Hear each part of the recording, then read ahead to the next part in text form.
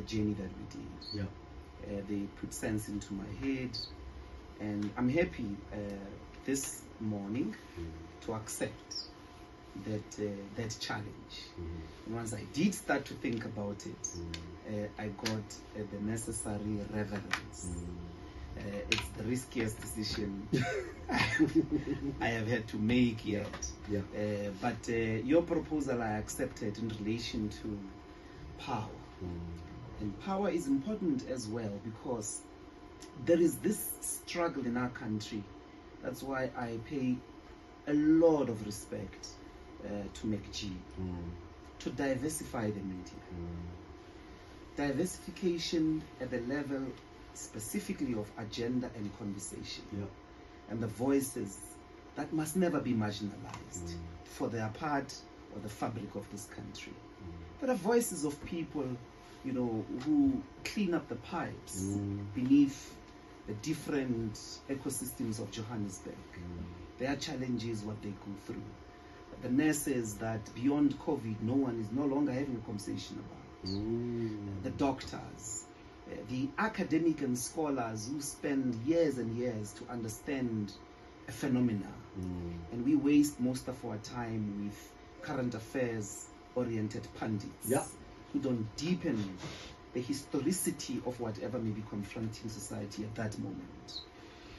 It would be a great honor, a challenge that I accept with the greatest humility, to join those ranks and try and contribute from this house, taking its space in an otherwise dominated and an undiversified industry.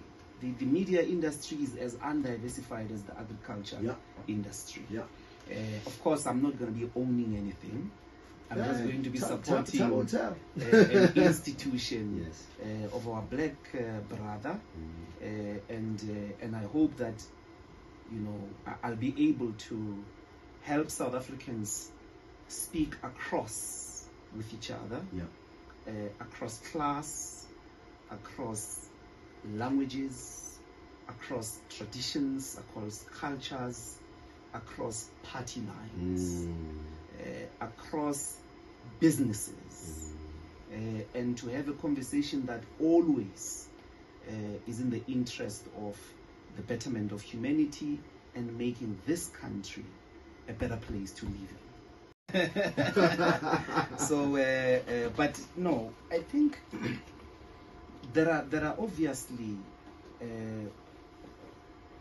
thoughts, but as a point of departure, it's precisely this moment where one takes the step of listening.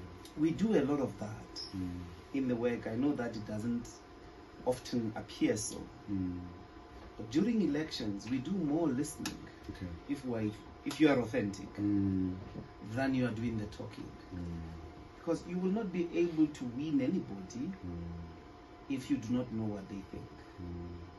You can't win anybody on anything, but certainly radio, as you said, more than other mediums, preserves the listener's voice. The capacity on the spot, it is driven by that interaction. And I'm looking forward to that, but also to stage intellectual resources that help our people to live their lives better.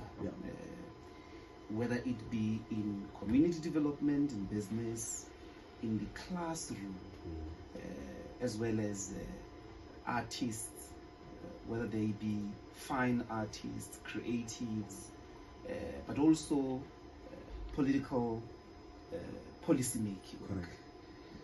And of course, the spiritual and religious conversations that help us to destigmatize the Nyangas, to destigmatize Muti, to destigmatize traditional forms of worship and spirit.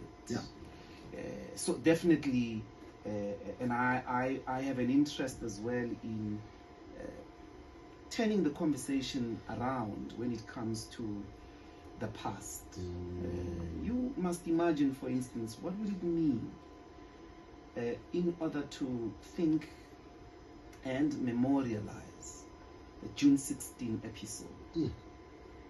What would it mean to say, yes, indeed, there were these children that got killed, that had this cause.